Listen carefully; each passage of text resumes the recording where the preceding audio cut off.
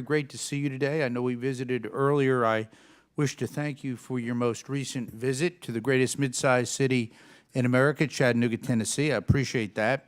But as you know, I also represent another outstanding city, Oak Ridge, that great DOE reservation. And you and I do a lot of work together and wanted to touch on a few issues. Last month, Mr. Secretary, President Biden signed the Republican-led bipartisan Prohibiting Russian-Ukrainian Imports Act into law. This law bans Russian uranium imports until 2040 and takes effect on August 11, 2024. Secretary Turk, and this is very important to our state, as you know, you've worked with our governor, as is Secretary Granholm, on a project that I'm involved in as well. How is the DOE preparing for this ban to take effect? And more specifically, how does DOE plan on spending the $2.8 billion appropriated by Congress? It's the money that we put in the energy and water bill that I authored last Congress, or actually in 2024,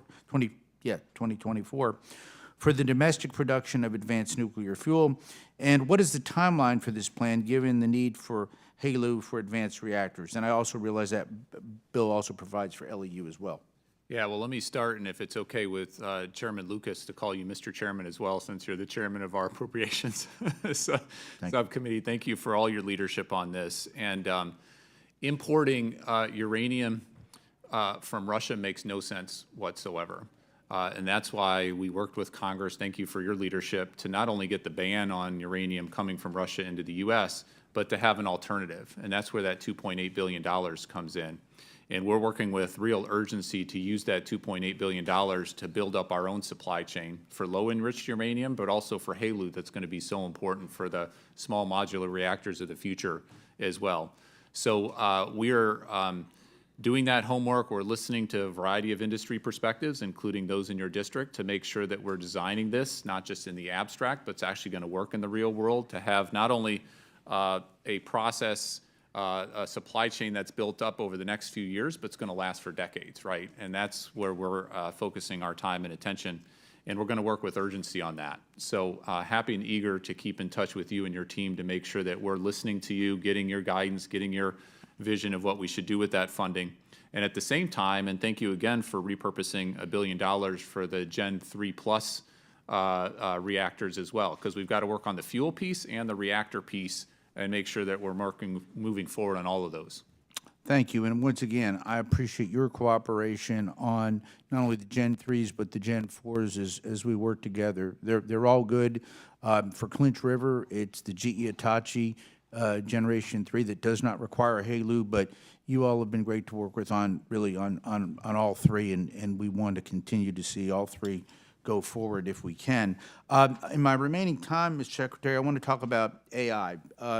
In a nutshell, we are contacted constantly by folks in AI saying AI is the future, but it's going to require a tremendous amount of energy. And as you're well aware, many of these AI providers are reaching out to new nuclear to try to fulfill their needs, either with an SMR, an advanced reactor, in lesser cases, a microreactor.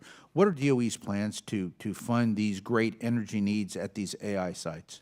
Yeah, first of all, we are an AI powerhouse, including at Oak Ridge, but labs across our country. And one of the things we've been doing for years, and Oak Ridge is a perfect example, is as we do more and more powerful computers, the kind of computers that are able to do AI, we're bringing efficiency and trying to use as little electricity as we possibly can. And that's a big part of the solution going forward.